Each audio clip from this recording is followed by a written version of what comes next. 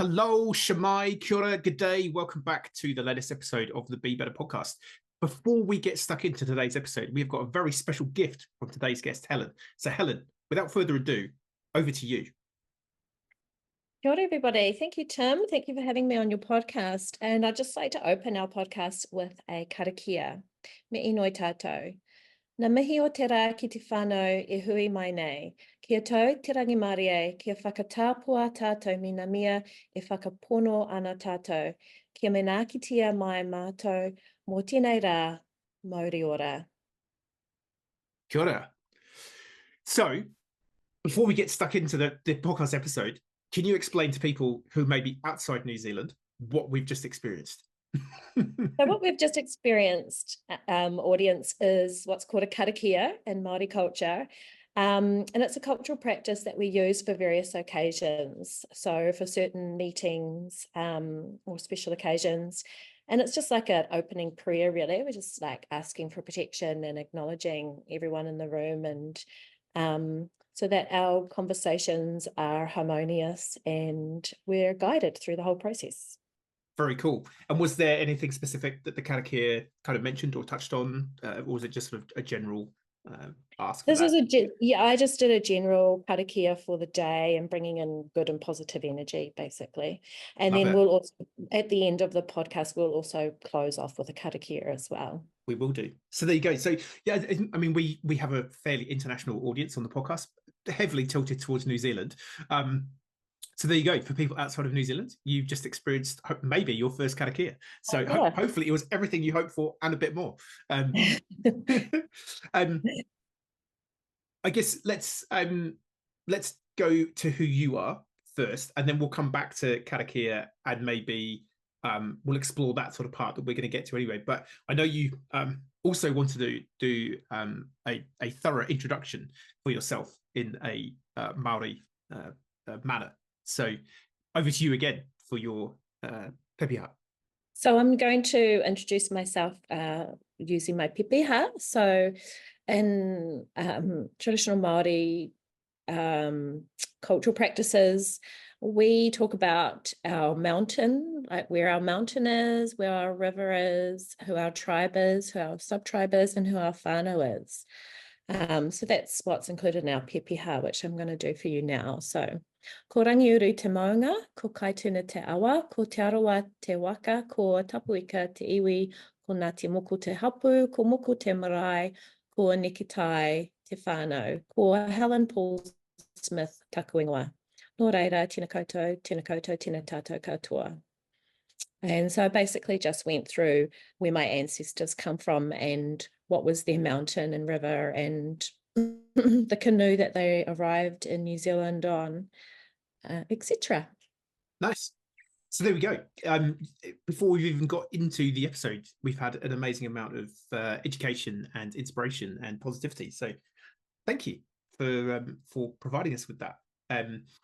The pepeha, it's interesting when I had a conversation this week with an organisation about what is the overlap between Te Ao Māori and B Corp principles, and I think there's quite a lot of overlap. But I think the pepeha is really interesting. In a Western mindset context, you meet someone, you sort of shake hands, and the first thing is well, who are you? Who do you work for? Very rarely do you really get to where are you from? Where do you descend from? What place is of some spiritual significance to you? I remember there was a gentleman who gave a talk at a conference I was speaking at.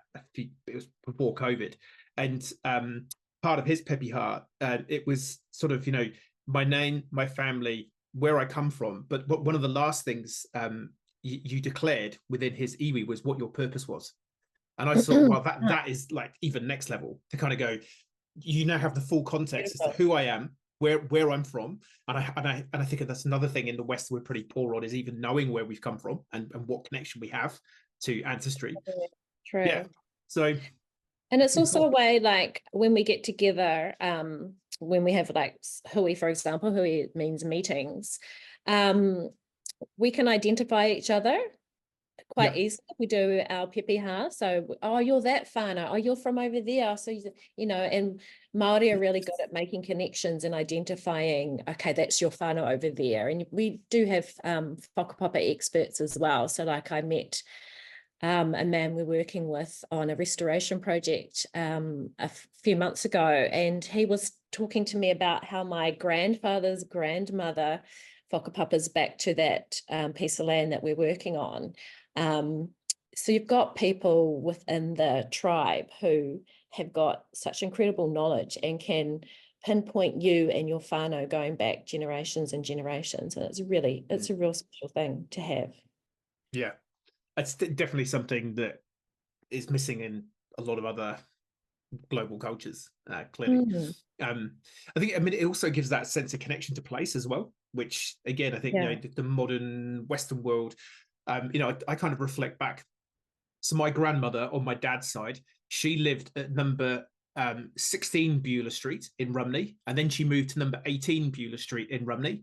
And then just before she passed away, so this is in South Wales, just before she as she was getting to the end of her life, she moved a fair distance away to a market town called Abergavenny, where my dad was living. But we're still probably talking within 60 minutes. So, she basically spent her whole life living in a 60-minute radius. And then I look at my dad's generation, he left the South Wales valleys and got to go to university in London. So that was his geographic extension. And then, me as like a third generation, I now live on the other side of the planet. And the connection to place I have is pretty thin because, okay, I've been living in New Zealand for 20 years, but I've lived in Auckland, I've lived in Christchurch, I think we've moved houses, I don't know, probably 10 or 15 times since I've been in New Zealand. So real lack, I think, the modern world, it's almost primed for us to have a lack of connection to people and place. I agree. Yeah, I agree totally. Like part of the pepeha is identifying these particular landmarks as well. So, and these landmarks, like our maunga or our mountain, they are kind of real cultural, they give a lot of cultural significance actually to who we are as well, because we have stories around all these places with our mountains and our rivers, and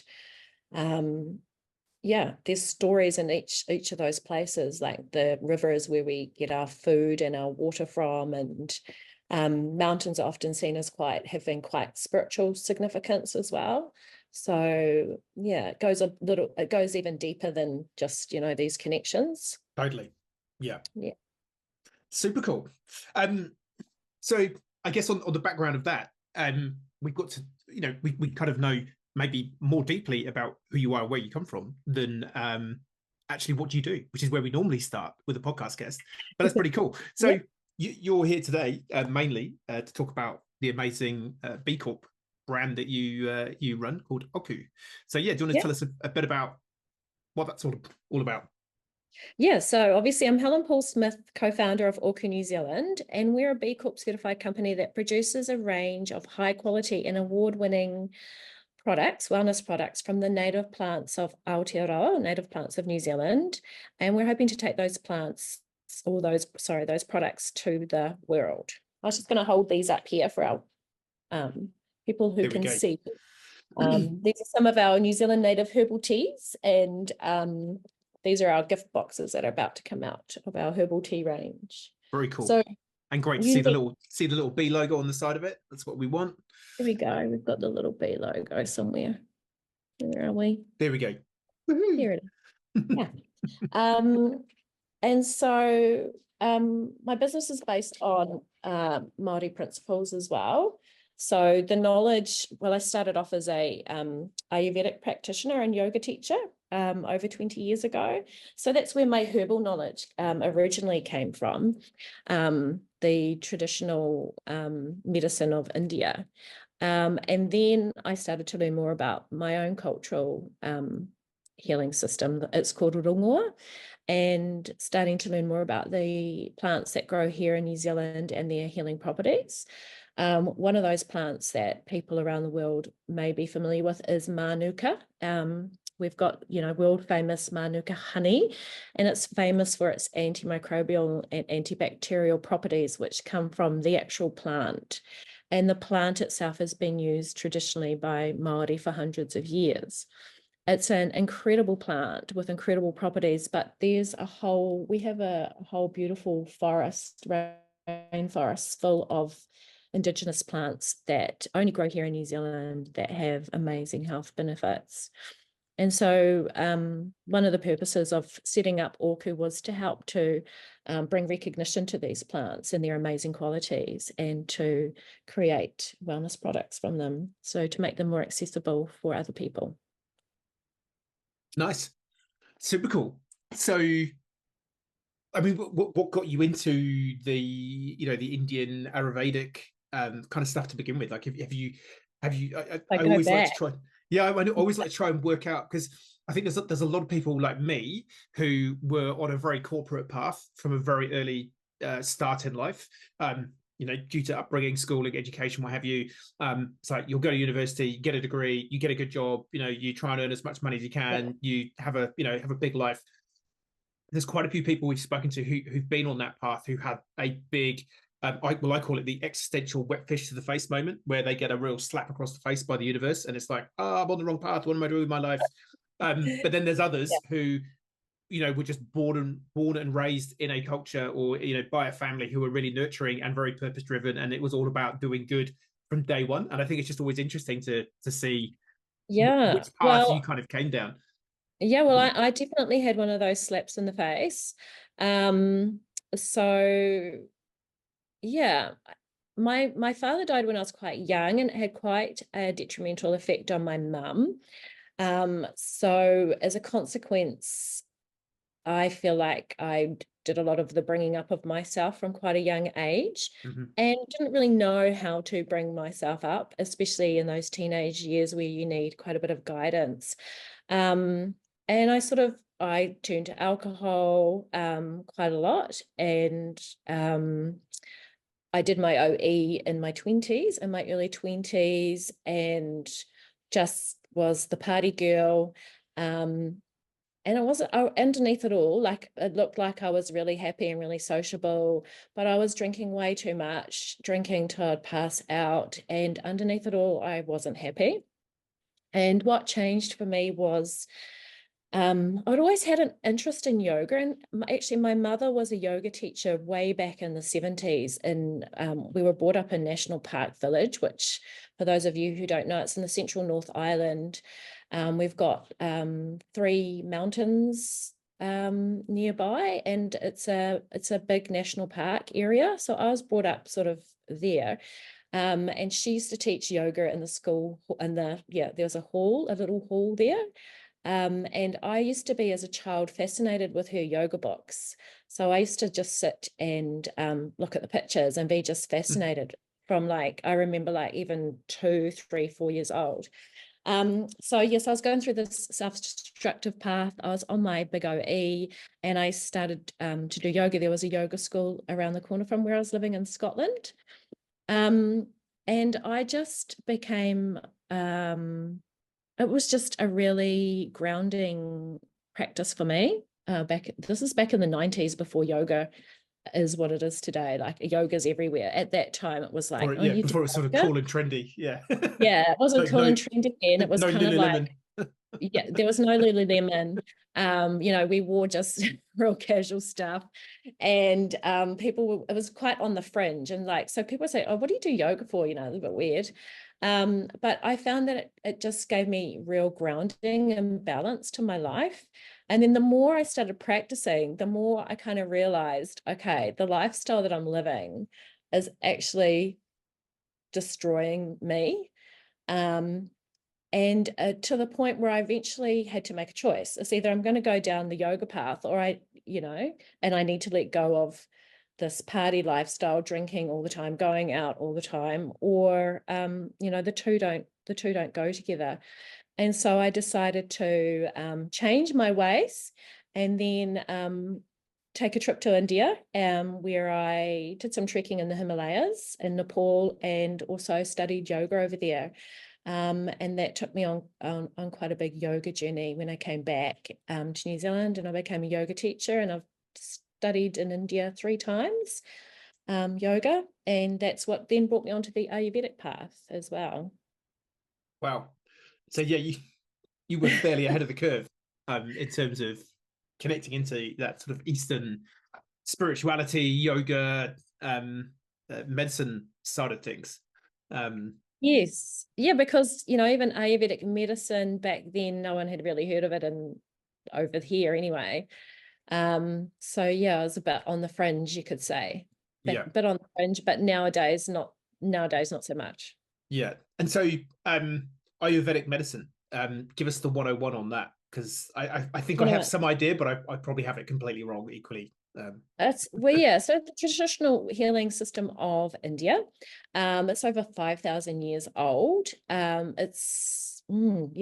I don't actually know how old it is, but it's based on like a tridoshic theory of Vata, Pitta, and Kapha. So the body's got three main energies: Vata, which is ether and air; Kapha, which is like fire; and then Pitta, which is like the fire element, and then Kapha, which is like water and earth.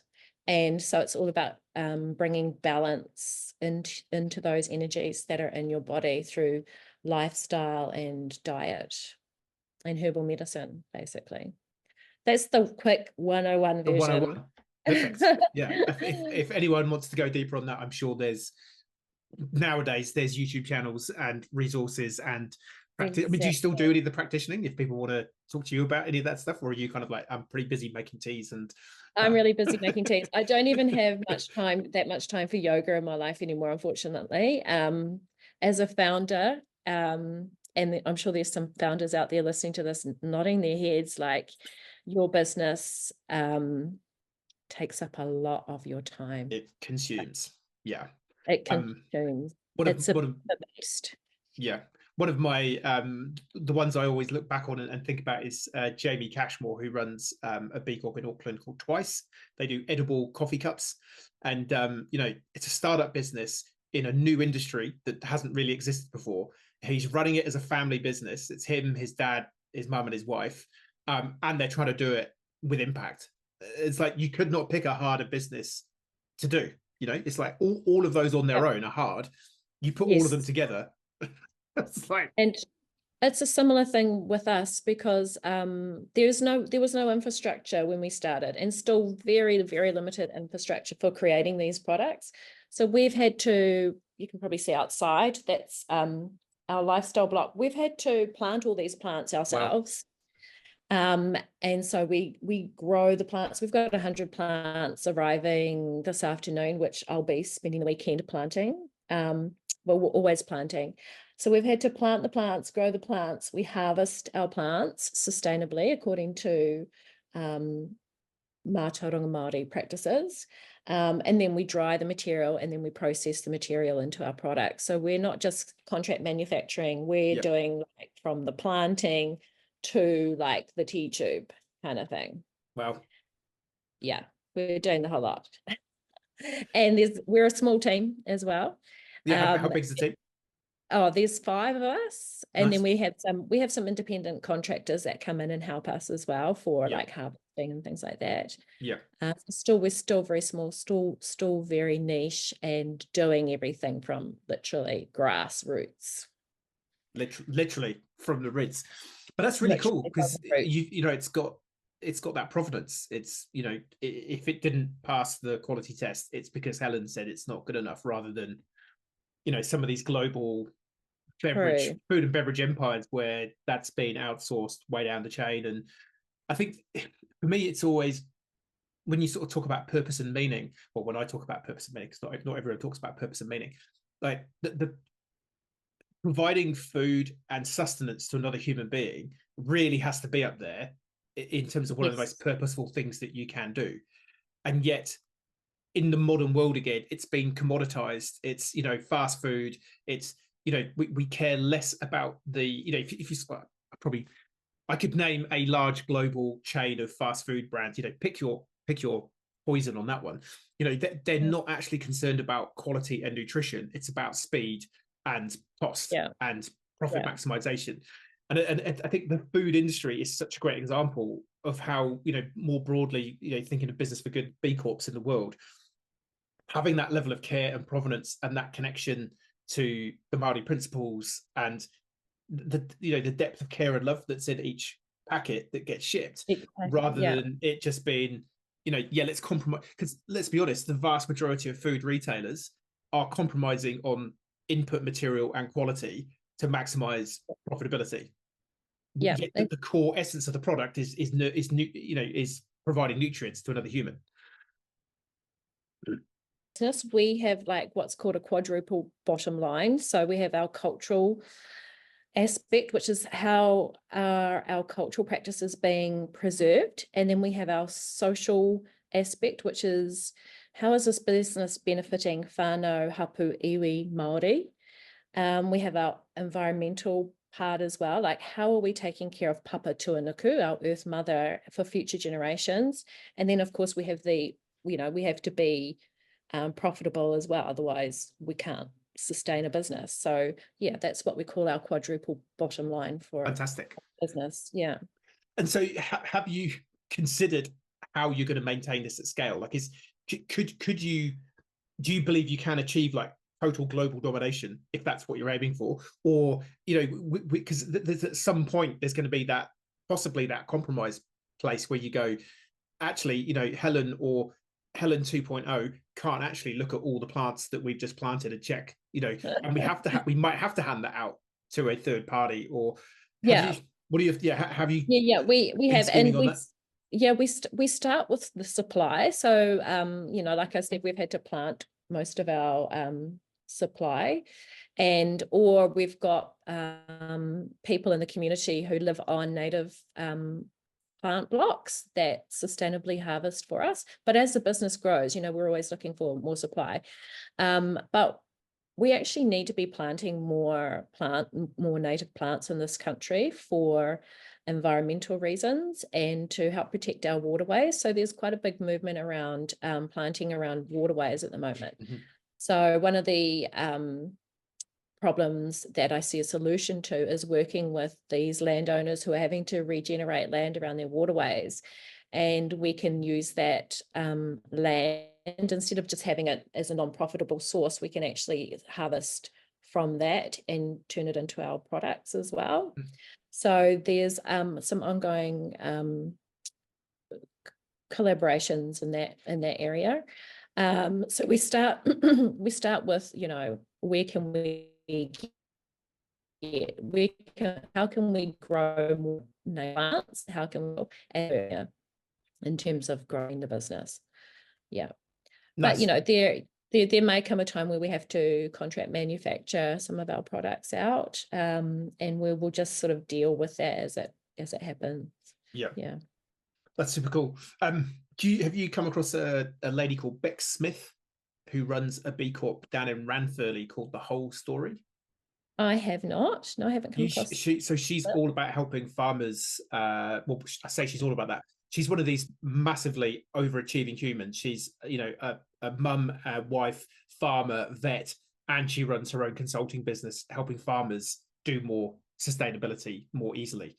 So she will probably have a bunch of connections with like-minded farmers who might be interested in, obviously subject to the soil conditions being conducive to what you need. But yeah, I'll make that intro. That'll be great. I mean, I see huge potential there. The land regeneration that needs to happen in this country, and how we can actually use that land for making amazing products. Totally. I was emceeing a conference last weekend. It's a really, really cool conference, currently called EnviroPast, but that might be going through a rebrand. Watch this space. It's a conference run by youth for youth.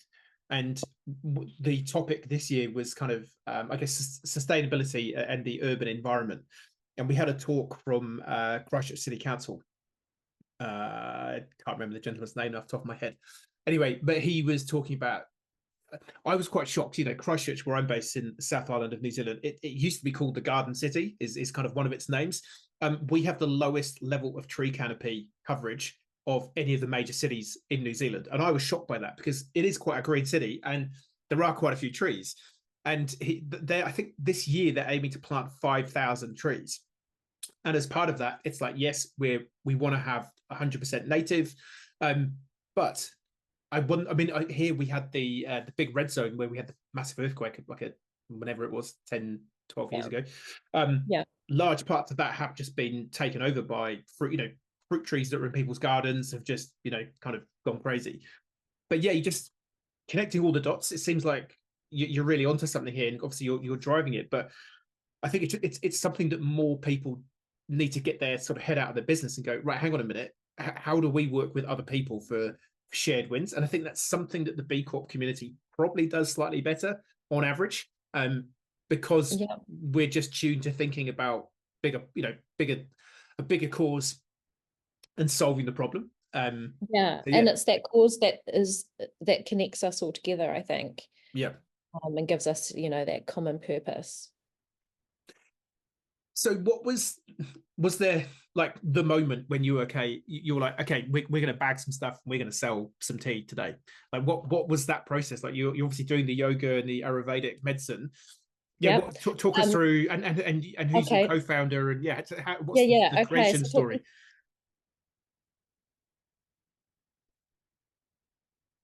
Oh, I think we just lost.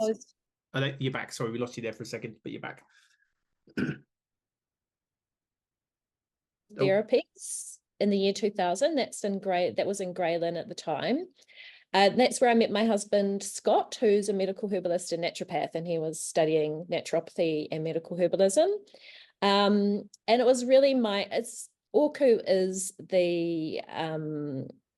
is my husband's creation from the beginning, because when he qualified as a herbalist and naturopath, he was working with all these amazing, incredible herbs from all around the world. And he was like, why are we using all these? I mean, they're good herbs, but why aren't we using what's growing right here in our own back doorstep? And one of the fundamental things that you learn in herbal medicine, and that's what we learned in Ayurvedic medicine as well, is that the plants that grow in your own country have the same vibration, are of a similar vibration to you. And those are the plants that you should use first and foremost for treating different ailments. And so he was like, why are we using all these other herbs? We've got all these amazing, incredible herbs growing on our own doorstep. And it was really him who has always been tinkering around with different herbs and creating products that came up with the product range. And we just started planting native plants and then selling our herbal teas at the Tauranga farmers markets. And at the time, we also had a carbonated beverage, which had ŌKU, which is one of our... Oh, we've lost you a little bit there. Oh, back again, sorry. There we go, So local markets, local markets. Yeah, we had a ŌKU drinks and our ŌKU teas. That's how we started. Started there, and it just grew. And what year was that? That was 15 years ago. Nice.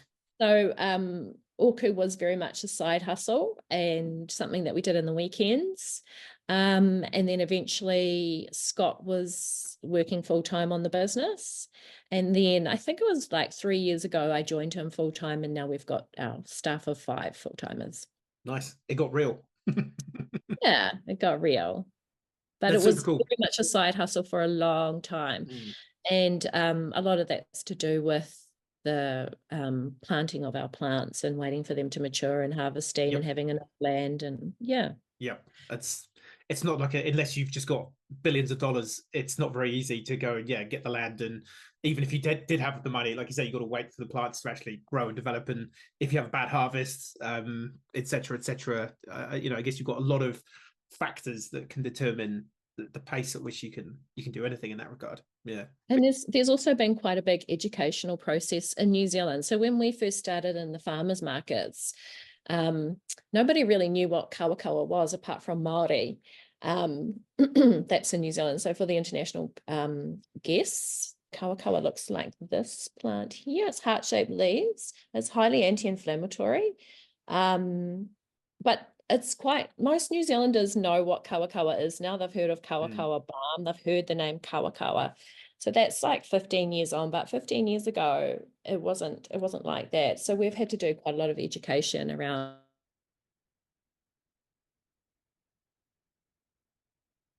Oh, we lost you again a little bit. There you go. So we've had to do quite a bit of work in terms of reintroducing these plants back into New Zealand society. Nice. But I mean, I guess in some ways it's sad that you kind of had to do that, but equally it must be quite meaningful and fulfilling to have played a big role in getting it back. Absolutely. And now we're about to launch into Australia.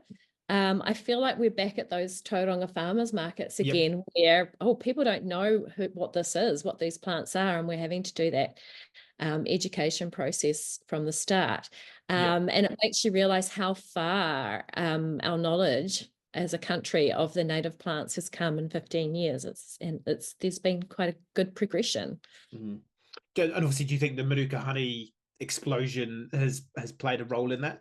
Because I mean, even when my dad, he's passed away now, but he would get Manuka honey in the supermarket in the UK 10 years ago, and everyone was talking about it. It was the thing. I'm sure it has had a role to play. And for us, we kind of play off Manuka when we're going into those international markets. So we'll kind of like lead with this one, which is like our Manuka tea. So we're not completely foreign to people. And this is our biggest selling tea to our New Zealand tourists as well. So we're stocked in places like Aotearoa duty-free stores and nice. different tourist outlets and things, gift shops, and it's the Manuka that the tourist will naturally go for first. Like bees attracted to the Manuka. Bees attracted to the Manuka, although Manuka isn't their favorite flower, but it's definitely leading the way and bringing awareness to some of our native plants or our botanicals. Nice. Super cool. That's cool story. It's like, there's been quite a few people who've spoken to on the podcast recently who similar kind of backstories where it's like, we just gave it a go. We took a couple of things to a market. People liked it. Okay, we realized we might have a thing, and they just kept going. And partly this is why I do this podcast. Who knows? There's someone who might be listening in who's got a startup and they're going, oh, I kind of want to be a B Corp, but I don't know if I can. I'm not big enough. Oh, what do I do? It's like, well, just keep going, and good things will come.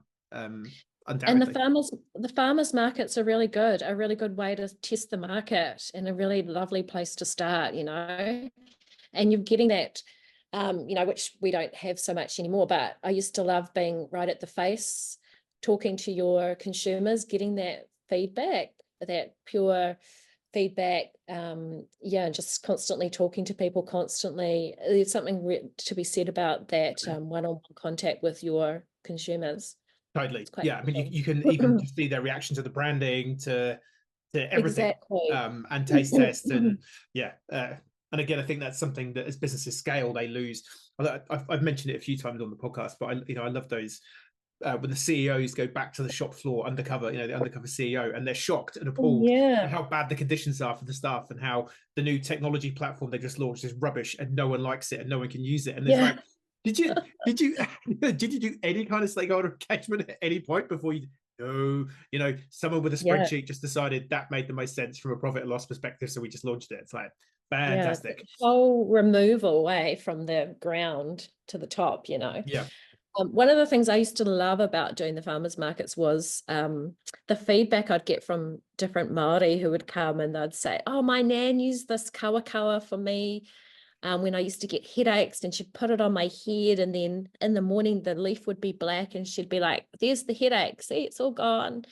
And just the stories that were shared about how nan used to use it for this and my uncle used it for that, and I really enjoyed hearing all those different ways that the herb's been used that you can't find that information from books. These are just stories that are passed down from generations. So do you capture any of those stories and kind of use them as part of your story, or not so much? Not so much, but the yeah, they're part of the ŌKU journey. You know, I see them as part of the ŌKU journey, part of the any kind of knowledge that's been passed down to us about these plants and how they were used traditionally is very much a gift for us, for me and Scott. And we're very respectful of that knowledge that's been handed to us, and that it's been entrusted with us as well. Yeah. A gift and a burden. I guess in some way, like, you got to make sure you're. I have no doubt you would still stay respectful, but I guess it's a burden's probably the wrong word. It's like a responsibility, I responsibility. think. Yeah. There is which I think is good though, because it puts yeah. that pressure on you to maintain that and not sell out. Oh, yeah. Exactly. And I think our business is more about, you know, the business ŌKU is bigger than Scott and I. We're just been privileged enough to come on the journey for this amount of time with ŌKU, but I think it's got its own life force, and it's yeah, let's see where it goes. But we've been privileged to be guardians for it, I guess, and started off on its journey. Nice, very cool. And so clearly, you know, I mean, the quadruple bottom line that you've talked about, was that something that you had, you know, was baked in from day one, or was that something that kind of evolved over time? Been plugged in from day one. So Scott and I have both been trained in the Rongoā, or in the traditional Māori medicinal native herbal medicine. And part of learning about the plants is also learning the practices around how we treat them and how we treat our environment.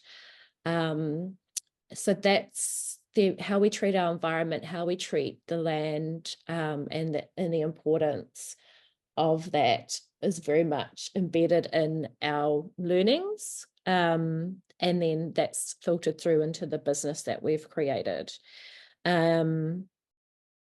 So that's been with us from the start, and that's been what's guided us on our business journey.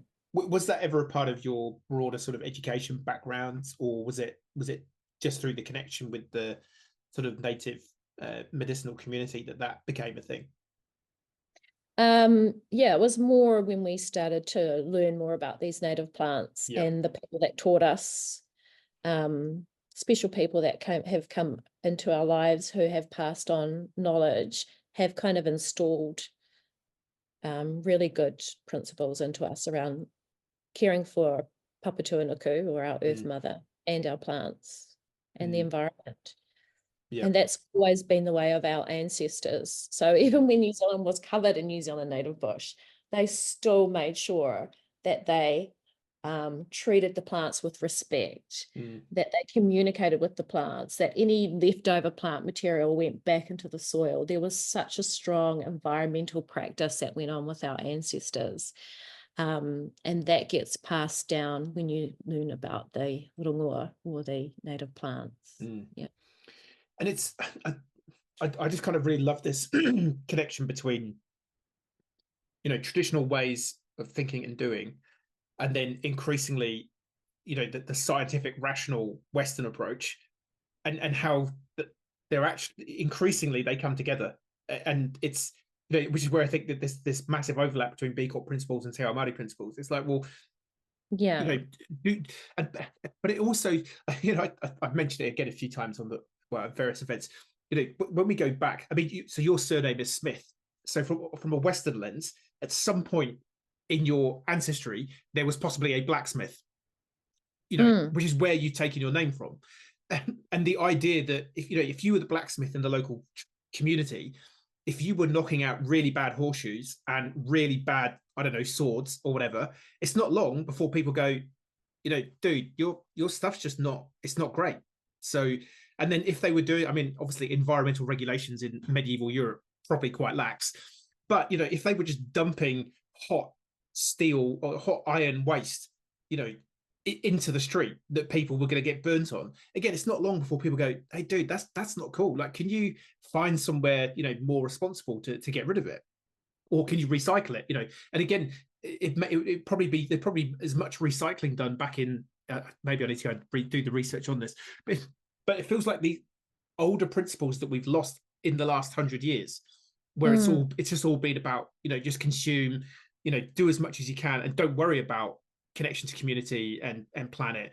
But it just makes sense that why would you disregard how you could benefit your local community as a business? Because if you're acting against them, they don't want you there, and it's not long before you will be kind of run out of town. If you're particularly, and I think particularly product-based companies like yours, it's kind of more obvious how you can play a role in environmental protection and sustainability because your very product is coming out of the earth. But I think it makes it interesting then to go for someone like me who runs a service company where I don't touch, I don't have a physical product that comes out of the earth. But how can we apply those same principles of regeneration and, putting back and minimizing footprint? And I think I think we're in a really interesting world in the business community where more and more people are kind of going, actually, the way that sort of Helen and Scott run their business, that's just really cool. And it clearly makes sense. And you're getting good support and you're having this connection with the community and they're telling you the stories. And, that's just really cool. Like, why wouldn't you want to be a part of that? As opposed to what I call the big evil bastards, who we're just here to sell as much product as we can. And if we actively destroy a community, Exactly. And I think, and bringing it back to the B Corp certification, like originally when that was brought up with us, I was like, we don't need this because we know what we're doing. We're already being sustainable. This is like the foundation of our business. And I don't need to just have a piece of paper to tell me that I'm doing what I'm already doing. So that was my attitude when I first started. And I had we had a customer manager from New Zealand Trade and Enterprise who could see the benefit of us becoming B Corp certified. And she had to kind of work around my preconceived ideas about B Corp and gently prod away at me until I finally, I actually did the, what's the program called? The B for Good? The Business for Good. The Business for Good. She encouraged us to go to Business for Good. And it's once I did that program that I realized, okay, this is amazing. This is going to give validity to what we're doing. And it's also going to help us, improve our standards as well.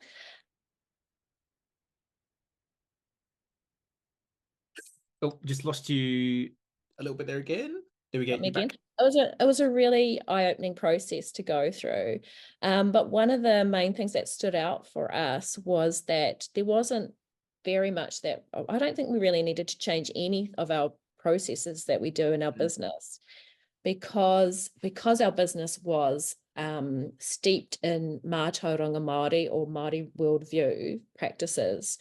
We were doing so many beautiful environmental and sustainable practices that we didn't need to change anything for going through the B Corp process.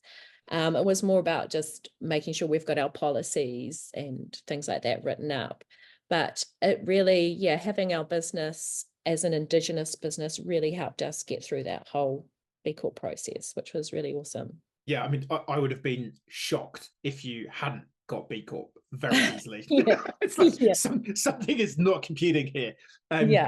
Were there any particular areas though that you were kind of surprised with, like, oh, actually, we hadn't thought about that? Were there any particular parts of B Corp that made you go, hang on, we need to be better here?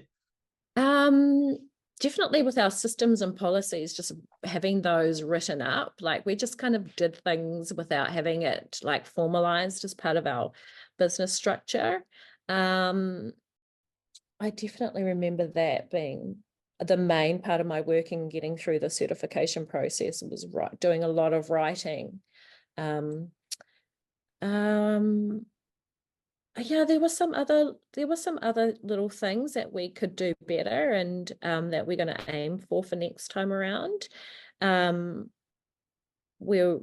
We haven't got the carbon neutral certification yet, so we're working with ECOS on doing that as well. And there's always things that you can improve, and I can't think of anything else specifically right now, but there's definitely things going through that B Corp process that we can work on in the future. Yeah, which Just is that's the beauty chipping of away. it as well.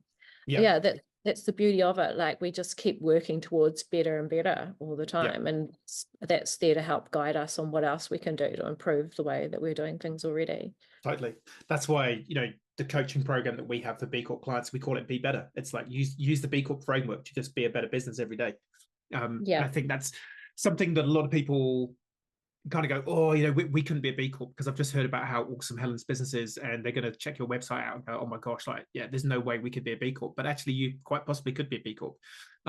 It's just about, you know, playing to your strengths, do as much good as you can, you know, with what you've got, without, like you say, we still, in this current economic system, we need to have that profit piece. So do what you can with what you've got to do the most good that you can. And then over time, grow your good, be better, away you go. It's a journey. Exactly. And we're all on this journey, and we're all trying to improve all the time, you know.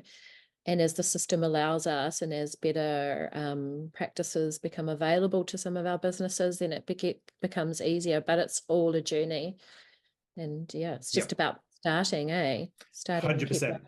100%. And I think that's where a lot of people, it's almost like that, you know, freeze reaction in a state of, you know, frenzy or danger. It's like, oh, we're not going to be good enough, or we better not start, or, you know, what if we don't pass it, or what if we're not good enough? It's like, that's, you know, you just got to start, you know, just give it a go. I love my sorry, no, you go. Oh, I was going to say that's where the importance of someone like yourself, and like my NZT customer manager and the Business for Good program is really vital, because you're helping people like me like see the benefits of this whole B Corp journey. Whereas before, if I hadn't had my NZT customer manager like prompting me, I wouldn't have taken on this journey. Nice. So shout out to NZTE. You're out there growing the good. That's what it's all about. That's what it's all about.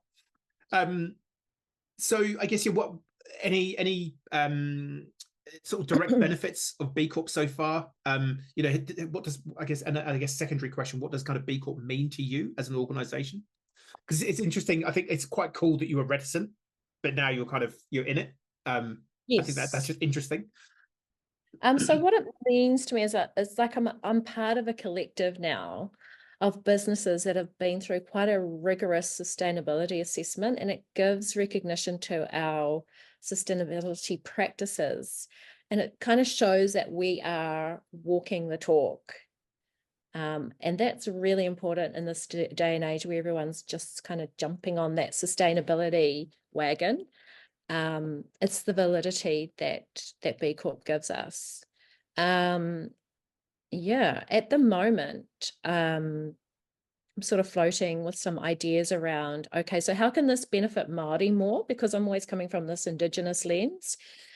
How can we use B Corp to leverage businesses like mine and help support more businesses like mine that are Māori based, that are doing everything sustainably? How can we help more of them come through this channel and become B Corp certified? And how can more of us come together and support each other through this process?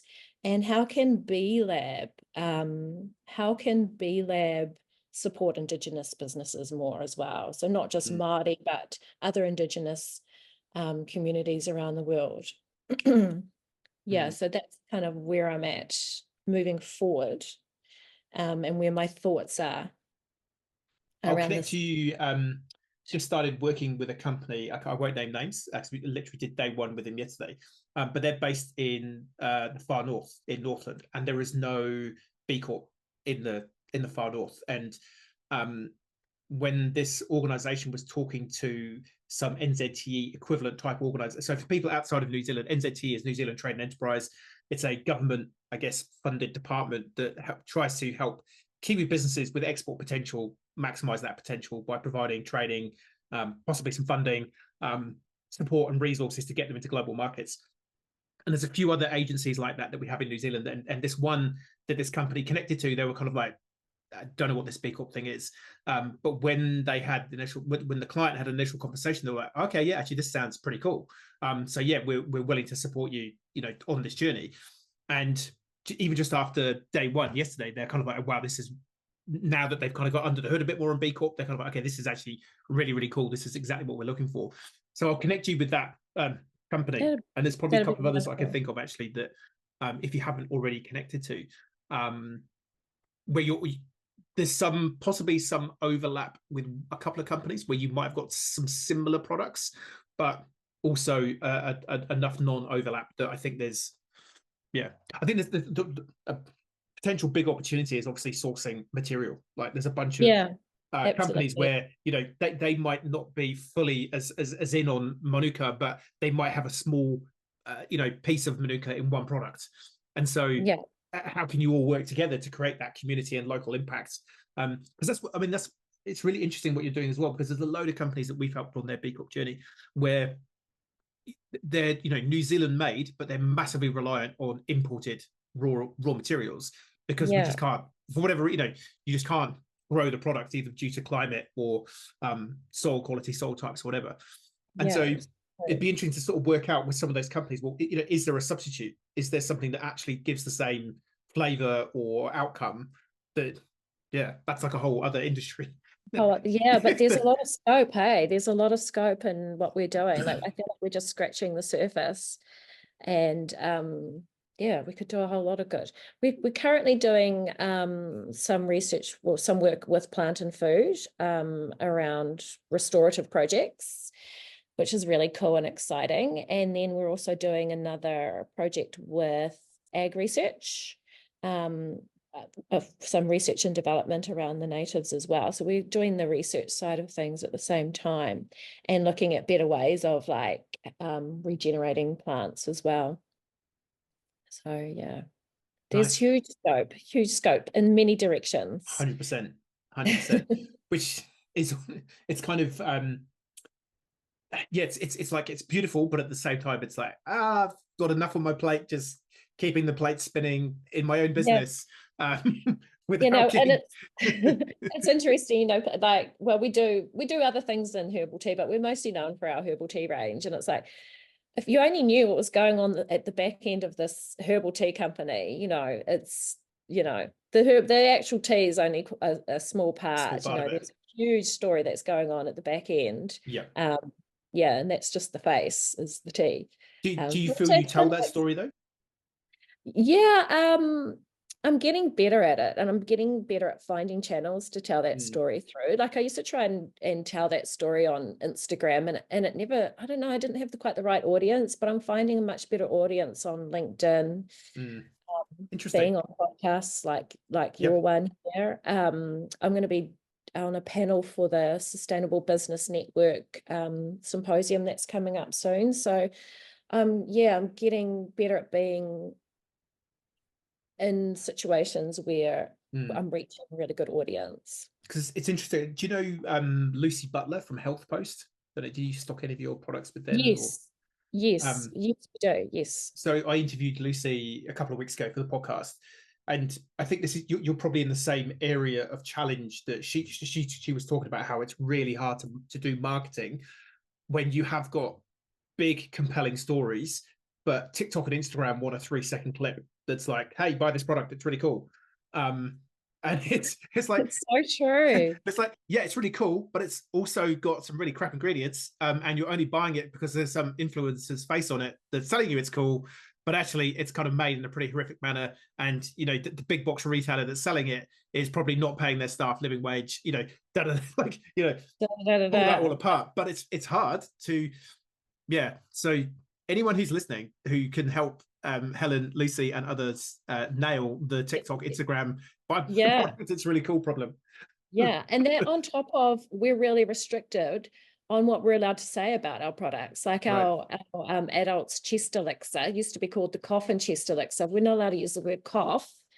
We're not allowed to say exactly what it's for. We kind of have to use these really descriptive words. And our ŌKU balm, like I can't write, oh, this is really good for eczema. I have to like talk around what the product's for. Is that because it needs like TGA approval or whatever, like a therapeutic goods approval for medicinal use? There's all these restrictions on what you can and can't say.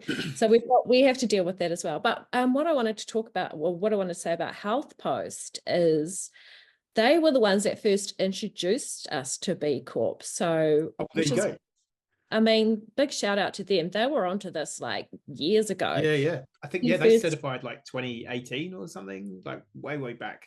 Way back. And they were like, and they've been really amazing at pushing, or not pushing, but encouraging other businesses to go down the sustainability path. So when we were trying to become a wholesaler to them, so for those of you who don't know who Health Post is, it's kind of like the largest online New Zealand health and wellbeing products business. Yep. And so they were a really important target for us to get our products stocked with them.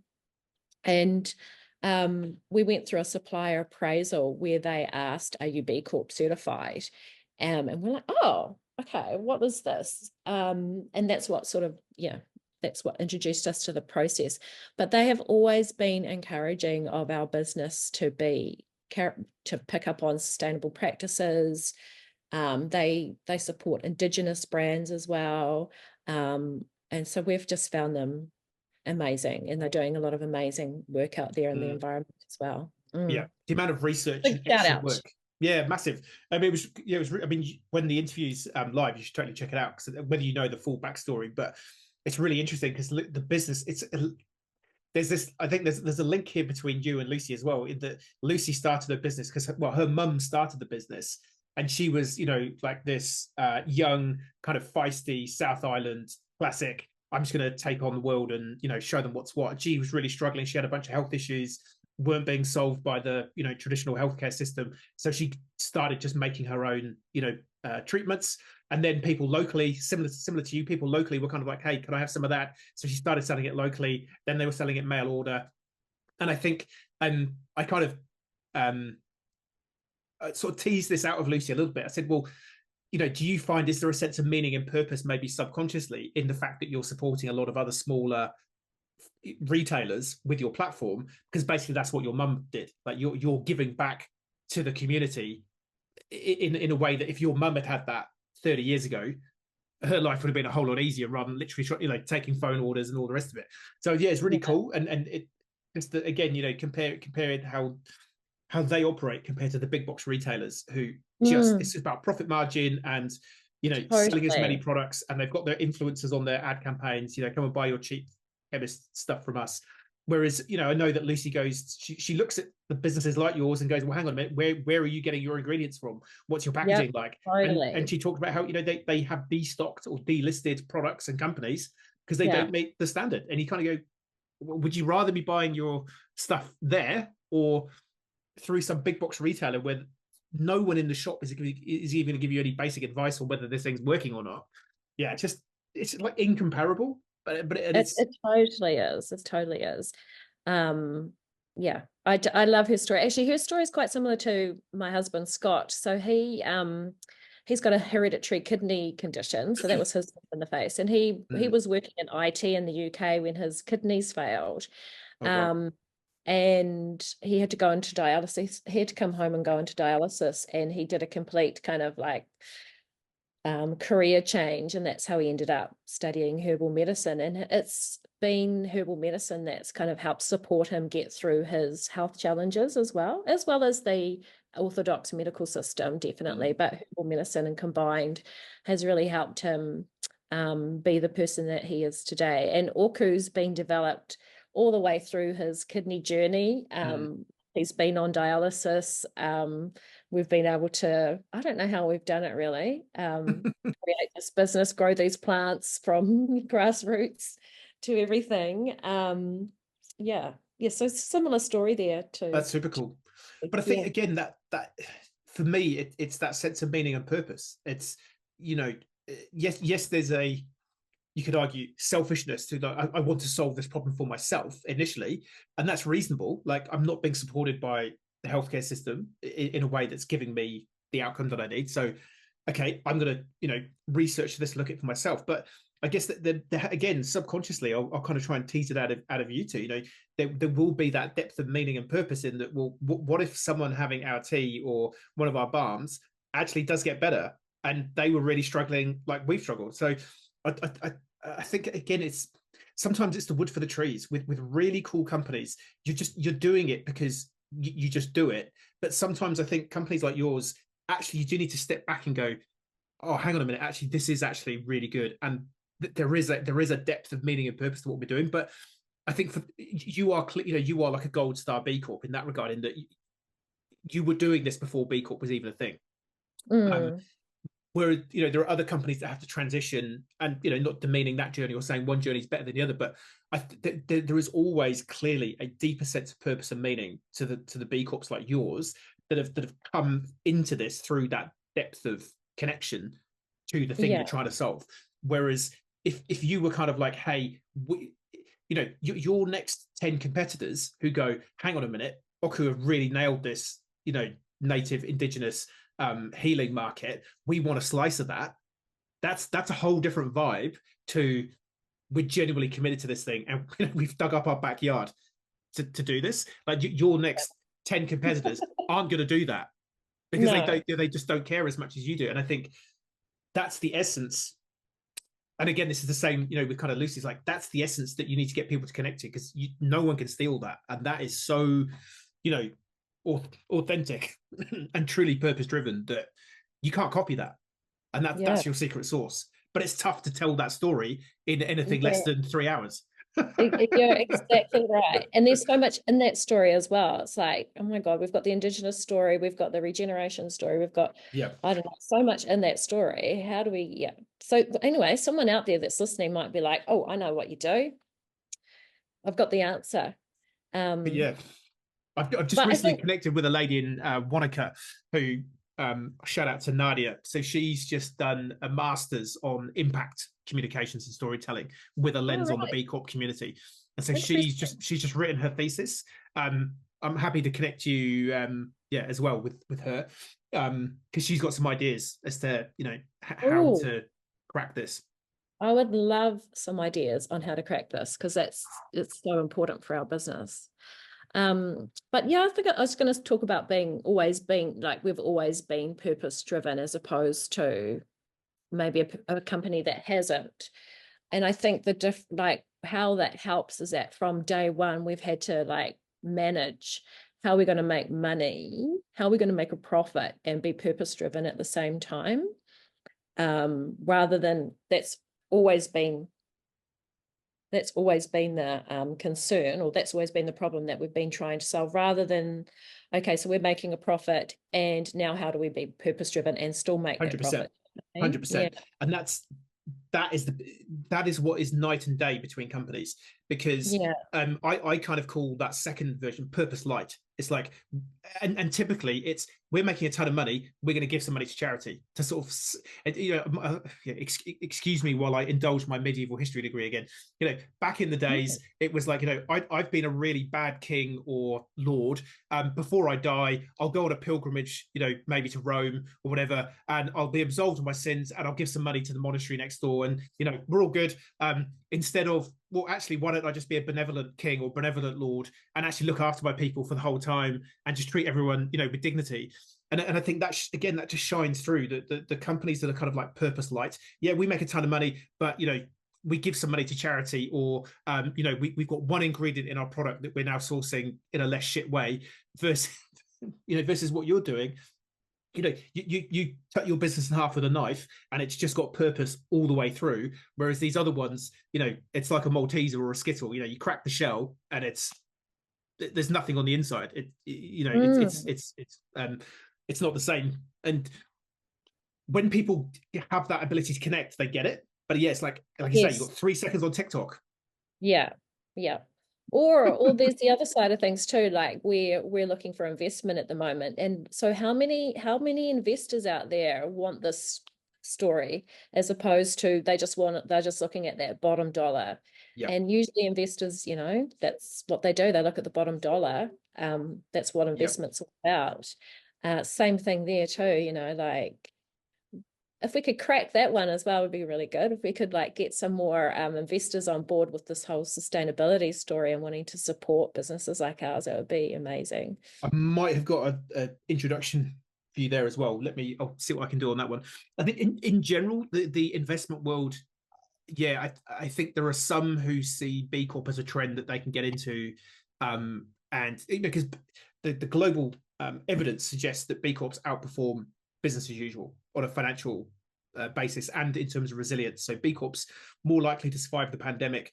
Top line growth for B Corp since 2019 was better than top line growth for business as usual. So there's a compelling economic reason to possibly invest in a B Corp. It de-risks any problems. You're less likely to have some contentious issue pop up, around ethics or environmental impact or what have you.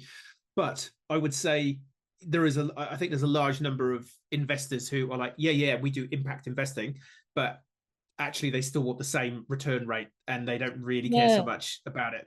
So yeah, it's finding those genuine people who are like, no, look, we're happy to have a less return, because we recognize the impact you're having. Yeah, I think it's still it's a shaky world, that one still, but it's getting there. It is a shaky world, and and I think there needs to be sort of like more of a long-term investment rather than like the short kind of investment gain. So yeah, that kind of whole model needs to shift a little bit to support businesses like ours. Yeah, totally. Well, I think as we get more B Corps, hopefully there'll be more leverage on the business side to go, actually, I don't want your money, I'm going to take their money because it aligns more with my principle. I don't think we're close to that tipping point yet, but I think you can feel increasingly as B Corp becomes more normalized, although it's still quite niche, there's just more collateral on this side of the fence to go, actually, I don't want that money on those terms because it doesn't align with our long-term vision. Have you thought about crowdfunding? Yes, I'm going to have a shot at crowdfunding. I think in another 6 months' time. There's going to be some impact crowdfunding, an opportunity for me to pitch. I think it's in about 6 months. So yeah. Nice. Because we just got the Natural Paint Company. They're a B Corp, recently certified. They're just going through a Pledge Me campaign right now. I think in some ways that kind of, I mean, and there's been some really good ones like ŌKU back in the day, like 2017, 2018. I think I put $500 into Brianne at the time. Well done. Possibly that is where the best connection is in terms of fundraising, and I think so. And ethos. It's like, right. You get to have a small part of our business. You can help us stay on the straight and narrow. And ŌKU did a really great, I think as an investor, you got like a pretty much lifetime discount on the product. So it's like, really smart move, because it's like, well, I love your product anyway, and I'm always going to buy it anyway because I'm committed to it. But now I'm a very very small owner. But hey, thanks for the discount. It's like, great, like that just locked me in. It's why would I go and buy anything else? Because exactly. What a good So maybe so Anna Gunther at Pledge Me, she's the sort of fundraising guru. I've been talking with Anna nice. around this and crowdfunding. It might be worth seeing if you can see if I can get an intro to Brianne for you. And also the Natural Paint Company, I know James and Grace, the co-founders there, but they're right in the middle of their crowdfunding right now, so now would not be a time for an introduction. But certainly ŌKU, they're kind of like the gold standard 100% of how you want sustainability, sustainable business, like cracking it 100%. Like if you could do 10% as well as Brianne, you'd be doing great. Be great. Exactly. I put myself in that same boat. Like if I could have just 10% of the success that Brianne had, and but also doing it well, like she did it and maintained the standards of ethics and transparency. It's like it can be done. It can be done. There's a lot to learn from her journey. Massively so. Yeah. So what does the future look like? What's so you got expansion into Australia. Australia. Any other cool things on the horizon? Any other cool things on the horizon? Well, the expansion into Australia means that we're going to have to keep up with our supply, so more planting projects. more restoration projects, more collaborative projects with landowners around their catchment areas, or just people that need to regenerate their land for reasons such as there's more flooding, erosion, all that kind of thing that's happening. So more projects and collaborations ahead. We've got our research projects, our R&D projects that are going on in the background as well. And hopefully working a bit more with B Corp on developing their Indigenous lens and other Indigenous B Corp communities. Like, I'd really love to see a place for Indigenous brands that's their own in B Corp. So when I went through the certification process, there was an Indigenous question there that I answered, and then I had to give evidence to B Lab in Australia that I was following Māori principles, and they were the ones that would give me the tick of yes you are or no you're not. Right. And that didn't sit well with me. So I think there's a lot of room where I'd love to work with B Lab on Indigenous ways of doing things and collaborate more with other Indigenous businesses all around the world, because we share so much in common with our traditional practices. Yeah. Super cool. So if you can have that all done by Tuesday, that'd be great. Yeah, I reckon. Then we can retire. That would be the plan. Yeah, one day. Yeah. Who but knows? Sometimes people like us don't get to retire, Tim. I think that's the thing. I think this is, it's kind of like B Corp life. I didn't choose B Corp life. It chose me. I'm down the rabbit hole now. Down the rabbit hole. And I don't see, I've thought about retirement, how attractive it looks. And I don't know if I will have the opportunity, but I enjoy my work, so that's good. That's the thing. Well. It's it's one of those. What do they call it? The sort of there's a phrase called Churchillian drift, which basically means that a quote is assigned to Winston Churchill, even though he never said it, but it sounds like something he would have said, and so people kind of roll with it. But is that I can't remember. It definitely wasn't Churchill who said this, but there is that phrase. If you love what you do every day, then it's not a day's work. It's just what you do.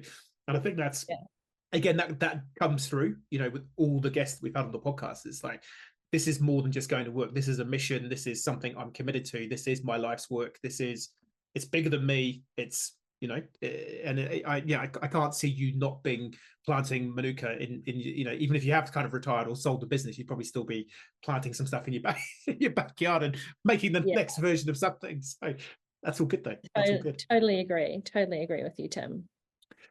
Well, it's been super, super cool to get to know you and know more about the background of the business. And if people listening are not inspired to go and start their own business, or at least to go and do something more awesome today, then we've both failed miserably. But I can't see how that is even vaguely possible.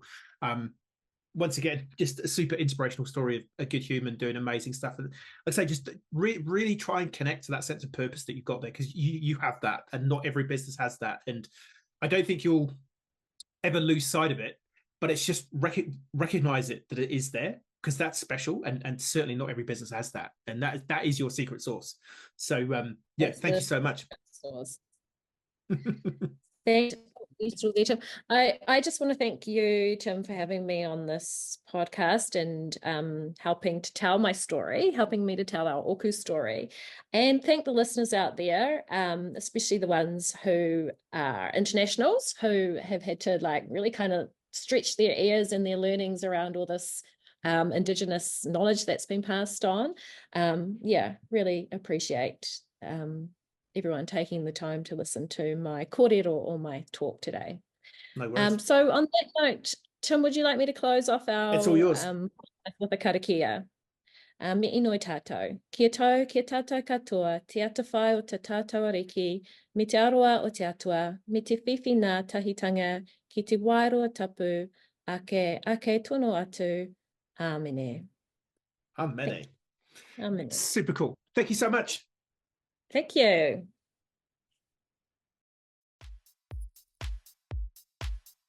Hey, it's Tim here, that B Corp bloke from Grow Good.